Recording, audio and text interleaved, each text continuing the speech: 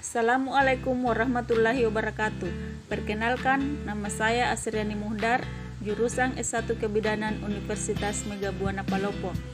Pada kesempatan ini saya akan mempresentasikan tugas dari mata kuliah praktik profesional kebidanan, yaitu inteligensi emosional dalam praktik kebidanan. Adapun dari pengertian inteligensi atau kecerdasan adalah suatu kemampuan untuk memecahkan masalah, kemampuan dalam berpikir belajar, memproses sesuatu dan menyesuaikan diri pada lingkungan.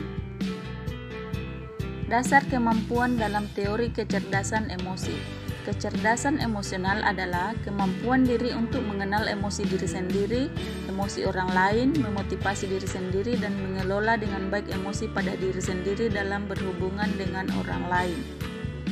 Sedangkan emosi adalah perasaan yang dialami individu sebagai reaksi terhadap rangsang yang berasal dari dirinya sendiri maupun dari orang lain.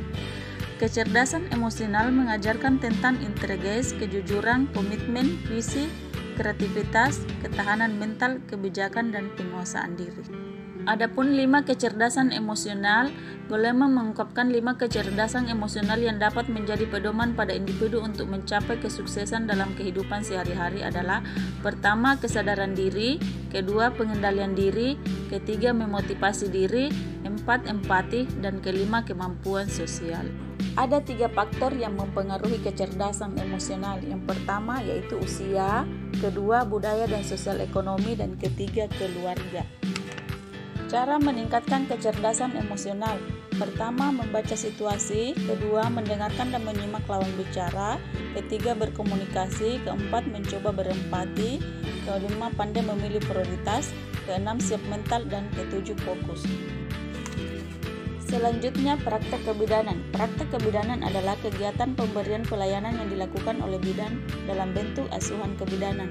Sedangkan kompetensi bidan adalah kemampuan yang dimiliki oleh bidan yang meliputi pengetahuan, keterampilan, dan sikap untuk memberikan pelayanan kebidanan. Selanjutnya, budaya kebidanan. Kebudayaan adalah suatu sistem gagasan, tindakan, hasil karya manusia yang diperoleh dengan cara belajar dalam kehidupan masyarakat. Sedangkan budaya adalah norma atau aturan tindakan dari anggota kelompok yang dipelajari dari dibagi serta memberi petunjuk dalam berpikir, bertindak, dan mengambil keputusan. Adapun perilaku dan aspek budaya yang mempengaruhi pelayanan kebidanan, yang pertama, health belief, yaitu tradisi-tradisi yang diberikan secara turun-menurun; kedua, lifestyle, yaitu gaya hidup yang berpengaruh terhadap kesehatan; ketiga, health seeking behavior, salah satu bentuk perilaku sosial budaya yang mempercayai apabila seorang sakit tidak perlu ke pelayanan kesehatan, tetapi cukup dengan membeli obat di warung atau mendatangi dukun. Masyarakat sebagai tempat atau budaya. Masyarakat dapat digambarkan baik secara fisik sebagai tempat tinggal individu ataupun sebagai lingkungan kehidupan sosial di suatu tempat tertentu. Sebagian besar individu hidup di masyarakat bersama orang lain. Melalui hubungan masyarakat, individu mengembangkan dan mendukung sistem kepercayaan tentang keluarga sehat, sakit, serta penyakit. Adapun perilaku budaya masyarakat dalam praktik kebidanan selama kehamilan. Perilaku budaya masyarakat pada masa kehamilan, misalnya usaha yang harus dilakukan untuk mengupayakan keselamatan bagi janin dalam proses menjadi bayi hingga saat kelahiran, misalnya upacara 7 bulanan.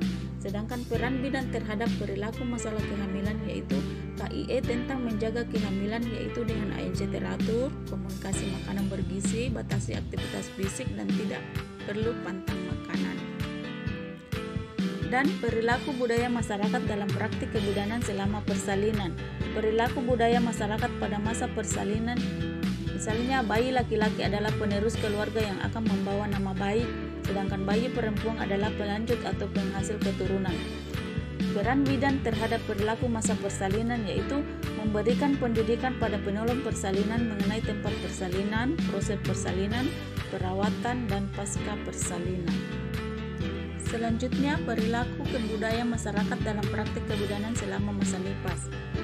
Misalnya, setelah bersalin ibu dimandikan oleh dukun, selanjutnya ibu sudah bisa merawat dirinya sendiri lalu diberi jamu untuk peredaran darah dan menyusui.